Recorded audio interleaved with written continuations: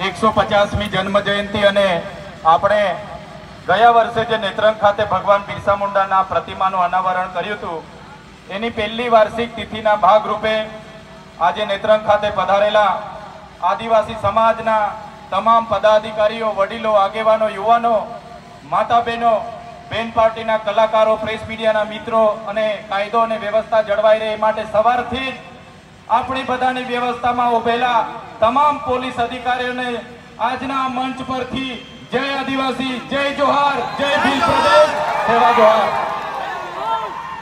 ભગવાન બિરસા મુંડા આજથી 150 વર્ષ પહેલા ધરતી પર ઝારખંડના રાંચીના ખૂટી ગામે એમનો જન્મ થયો।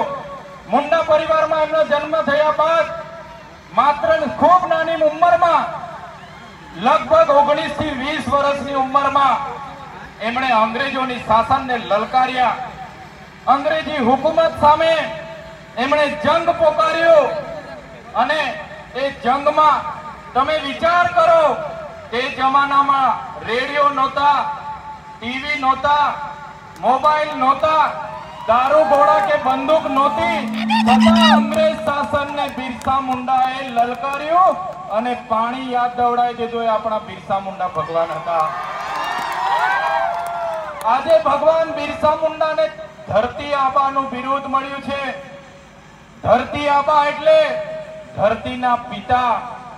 આ બિરસા મુંડાએ સંગઠન કર્યું જે અંગ્રેજ હુકુમત દ્વારા આદિવાસી વિસ્તારોમાં જમીનો પચાવી પાડવામાં આવી, કર વસૂલ કરવામાં આવ્યા। એની સામે એમણે જાહેર એલાન કર્યું।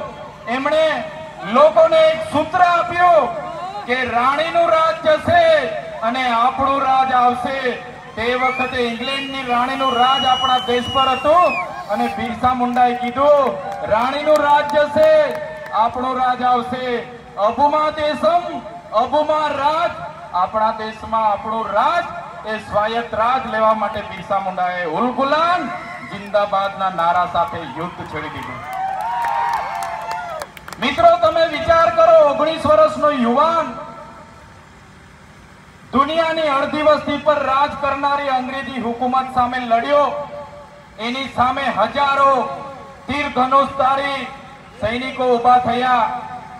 1895માં એમને અંગ્રેજી હુકુમતે મિલિટરી બોલાવીને એરેસ્ટ કરવામાં આવ્યા।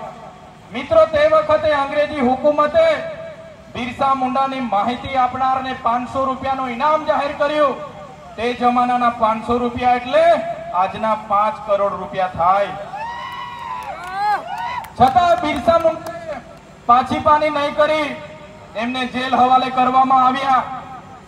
ને જેલ હવાલે કરવા દરમિયાન ત્યાંના જનરલ ડાયરે કીધું કે આ બિરસા મુંડાને એવી સખત સજા થવી જોઈએ, એને એવી સબક શીખવો કે બિરસા મુંડાની હાલત જોઈને બીજા કોઈ આ વિસ્તારમાંથી અંગ્રેજી હુકુમત સામે માથું નહીં ઉચકે। જ્યારે બિરસા મુંડાને સાંકળોમાં, જંજીરોમાં લઈને કોર્ટ તરફ અંગ્રેજી હુકુમતના સૈનિકો જઈ રહ્યા હતા, ત્યારે એમને ખબર પડી કે વિસ્તારના લોકોને કે આજે બિરસા મુંડાને રોડ પરેડ કરાવીને કોર્ટમાં લઈ જવાના છે। ત્યારે તે જમાનામાં કોઈ પણ સંદેશા વ્યવહાર વગર હજારો લોકો રોડ પર ઉમટી પડ્યા અને જે અંગ્રેજોએ ધાર્યું હતું કે બિરસા મુંડાને આપણે આ રીતના સખત સજા કરીને દાખલો બેસાડીએ, તેની સામે હજારો લોકો ઉમટી પડ્યા। ત્યારે બિરસા મુંડાના ચહેરા પર સ્મિત હતું, એમને ખુશી હતી કે આજે હજારો લોકો અમારા સંકલ્પથી જાગેલા છે, અમે મરી પણ જઈશું પણ અમે જીવનો પરવાહ કરીશું નહીં, આદિવાસી માટે લડતા રહીએ। બિરસા મુંડા આજે અમર રહી ગયા છે। 2 વર્ષે જેલમાંથી છૂટ્યા, ફરી બિરસા મુંડા ઉલ ગુલામ જિંદાબાદના નારા સાથે એમણે લડત ચાલુ કરી। ત્યારે ત્યાંની હિલ ઘાટી પર એમણે આવી જાહેર સભા હતી।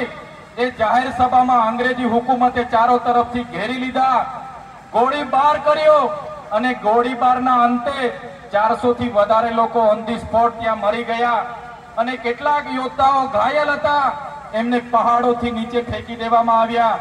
કેટલાક લોકોને જીવિત દાટી દેવામાં આવ્યા। છતાં બિરસા મુંડા ડર્યા નહીં, અને અંગ્રેજો સામે લડતા રહ્યા અને બિરસા મુંડાને પકડીને જેલમાં લઈ જવામાં આવ્યા. 3 માર્ચ 1900 ના રોજ બિરસા મુંડાની ધરપકડ કરવામાં આવી. 3 મહિના અંગ્રેજી શાસનની એવી જેલમાં એમને રાખવામાં આવ્યા કે ત્યાં કોઈને મળવા આવ્યું નહીં, કોઈને મળવાની અનુમતિ નહીં. અને 3 મહિના બાદ એટલે કે 9 જૂનના રોજ બિરસા મુંડાના મોતના સમાચાર આવ્યા. ત્યારે બિરસા મુંડાને શંકાસ્પદ રીતે મોત એમનું જાહેર કર્યું. ત્યારે બિરસા મુંડાની લડત હતી કે જમીનો આદિવાસીઓની બચાવવાની, જળ જંગલ જમીન પરના અધિકારો આબાદિત રાખવાના. એ બિરસા મુંડાને લીધે આજે પણ આપણે આપણી જમીનો મેળવી શક્યા છે અને બચાવી શક્યા છે. સાથીઓ આપણે સમાજમાંથી આવીએ છીએ જેનો ઇતિહાસ ગૌરવશાળી છે. એ બિરસા મુંડા ભગવાન હોય, ટાટિયા ભીલ હોય, ખાજિયા નાયક હોય કે તિલકા માજી હોય, ગુરુ ગોવિંદ ગીરી હોય કે જલપાઈસિંહ મુંડા હોય, જેમણે આઝાદીની લડતમાં પોતાનું યોગદાન આપ્યું, પોતાની સુવિધાઓ છોડી અને દેશ માટે લડ્યા, આપણા સમાજ માટે લડ્યા. આજે આઝાદીમાં પણ તમે જોઈ લો, આઝાદીમાં પણ આપણો આટલો મોટો સમાજે ખૂબ મોટું યોગદાન આપ્યું છે. જ્યારે આ વિસ્તારમાં મોટા મોટા ડેમો બનવાના હતા ત્યારે આદિવાસીઓએ પોતાની જમીનો આપી છે. જ્યારે આ વિસ્તારમાં નેશનલ હાઈવે નીકળવાના હતા ત્યારે આદિવાસીઓએ જમીન આપી છે. આ વિસ્તારમાં ટ્રેનો નીકળવાની હતી, બુલેટ ટ્રેન, રેલવે નીકળવાના હતા, એમાં આપણા આદિવાસીઓએ જમીનો આપી, નહેરોમાં જમીનો આપી, હાઈ ટેન્શન લાઈનોમાં જમીનો આપી. પણ આઝાદીના 78 વર્ષ પછી પણ આપણા સમાજ માટે આજે ભેદભાવ રાખવામાં આવે છે. આજે પણ અમારો સમાજ શિક્ષકોની માંગણી માટે આંદોલન કરે છે, સારી શાળા માટે આંદોલન કરે છે, પીવાના પાણી માટે આંદોલન કરે છે, સિંચાઈના પાણી માટે આંદોલન કરે છે. એટલા માટે આ સરકારોને અમે કહીએ છીએ, અગર આ સરકારો આદિવાસીઓની વિકાસ કરવા નથી માંગતી તો આવનાર દિવસોમાં દેશનું 29મું રાજ્ય અમે ભીલ પ્રદેશ બનાવીને રહીશું. અગર સરકારો અમારા આદિવાસીઓને વિકાસ નહીં કરે તો જે અમારો ભીલ પ્રદેશ હતો એને વિભાજિત કરવામાં આવ્યો. આજે રાજસ્થાન, મધ્યપ્રદેશ, મહારાષ્ટ્ર અને ગુજરાત એ ભીલ પ્રદેશને અમે ફરી ભેગો કરીશું. આજે પણ અમારા રીત રિવાજો, અમારી જન્મની વિધિ, અમારી લગ્નની વિધિ, અમારી મરણની વિધિ સરખી છે. આજે પણ અમારા રીત રિવાજો સાચા છે. આજે પણ અમારે મધ્યપ્રદેશ, મહારાષ્ટ્ર અને રાજસ્થાન સાથે રોટી બેટીનો વ્યવહાર છે. આજે પણ અમારી બોલી, ભાષા અને પહેરવેશ સાચા સરખા છે. ત્યારે મિત્રો, આવનારા દિવસોમાં જો સરકાર આદિવાસીઓનો વિકાસ નહીં કરશે તો અલગ ભીલ પ્રદેશ રાજ્ય બનાવીને આદિવાસીઓનો આપણે વિકાસ કરી લઈશું. આપણી પાસે જળ છે, જંગલ છે, જમીનો છે, નર્મદાનું પાણી છે, નર્મદાની વીજળી છે, કાકરાપારની વીજળી છે, ઝઘડિયા રાજપાટી, જીઆઈડીસી, જીએમડીસી જેમાં લિગ્નાઇટ કોલસો નીકળે છે, છોટા ઉદેપુરમાં આપણી રેતીની ખાણો છે, આંબા ડુંગરમાં યુરેનિયમની ખાણો છે. આટલી બધી રોયલ્ટી આપણે સરકારમાં આપીએ છીએ અને આજે પણ અમારો સમાજ શિક્ષક મૂકી આપો, ડોક્ટર મૂકી આપો, શાળા બનાવી આપો, રોડ બનાવી આપો, લાઇટ આપો, પાણી આપો, લડેંગે જીતેંગે, સરકાર મુર્દાબાદ જિંદાબાદ. શું આજે પણ આપણે જિંદાબાદ મુર્દાબાદ કરવાના છે? આગળ પણ આપણે જિંદાબાદ મુર્દાબાદ કરતા રહેવાનું છે. જિંદાબાદ મુર્દાબાદમાં આપણા બાપ દાદાઓ જતા રહ્યા, હવે આપણે જિંદાબાદ મુર્દાબાદ કરવાનું થતું નથી. એટલા માટે કહીએ છીએ, કાલે કેવડિયાનો વારો હતો, માલસામોટનો વારો આવશે, આવનાર દિવસમાં વાલિયાનો વારો આવશે, ઝઘડિયાનો વારો આવશે. આપણે પાર્ટીઓમાં લડાઈએ છીએ, આપણે ધર્મ સંપ્રદાયોમાં લડાઈએ છીએ, આપણે સંગઠનોમાં લડાઈએ છીએ. ત્યારે આ લોકો આપણો ગેરલાભ ઉઠાવીને આપણનું વિભાજિત કરો અને રાજ કરોની નીતિ સાથે આગળ વધી રહ્યા છે. ત્યારે મિત્રો, એક થવાની જરૂર છે. મારા યુવાન મિત્રોને પણ હું આહ્વાન કરું છું, તમારી શક્તિનો ઉપયોગ, તમારી તાકાતનો ઉપયોગ, તમારી યુવા શક્તિનો ઉપયોગ તમારી કેરિયર બનાવવા માટે કરો.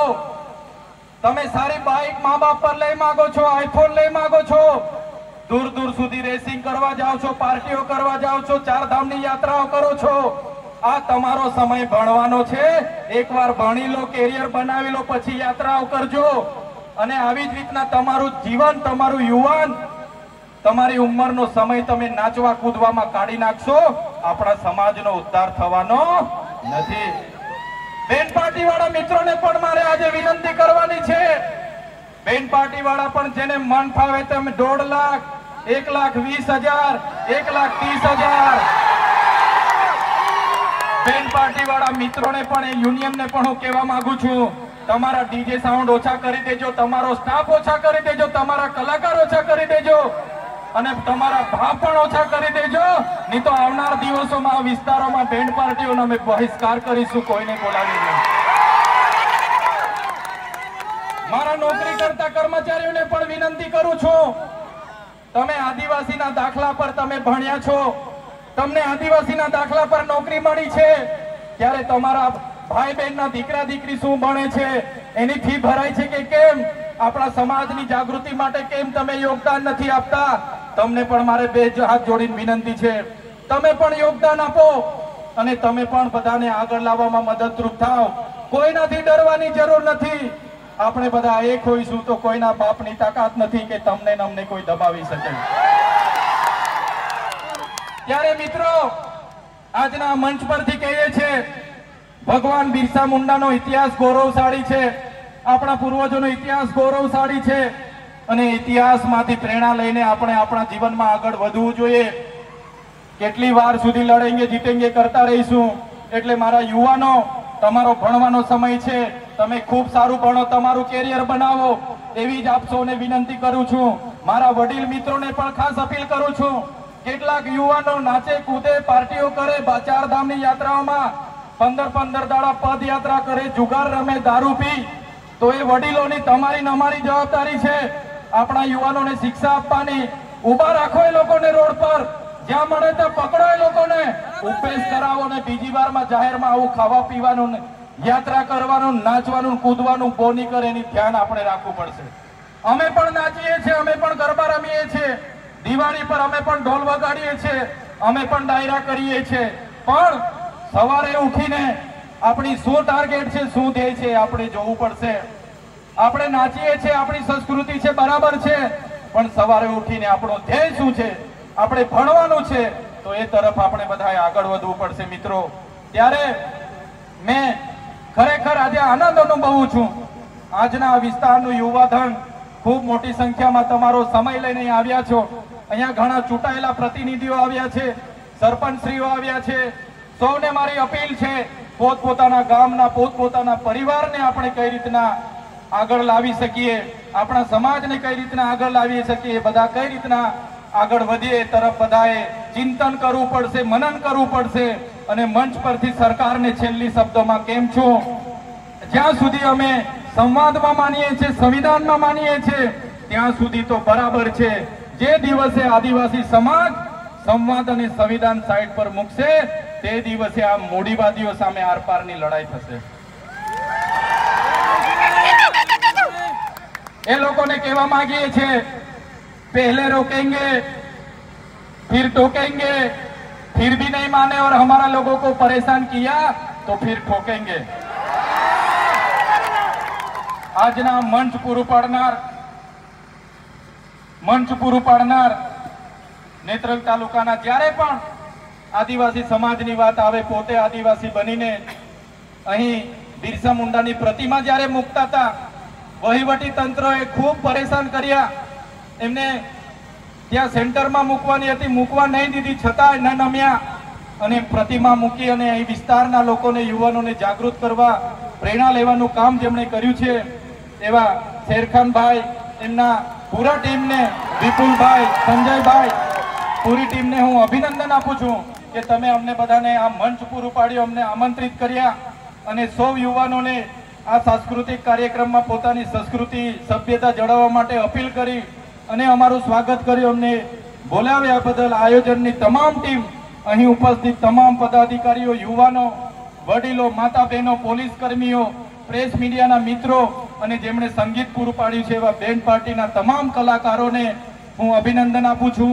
અને આપણા આદિવાસી સમાજના લોક ગાયક એવા અજય વસાવા અને લોક ગાયિકા એવા ઉર્વીબેન રાઠવાને પણ અભિનંદન આપું છું. બધાનો ખૂબ ખૂબ આભાર, ધન્યવાદ. જય આદિવાસી, જય જોહાર, જય ભીલ પ્રદેશ.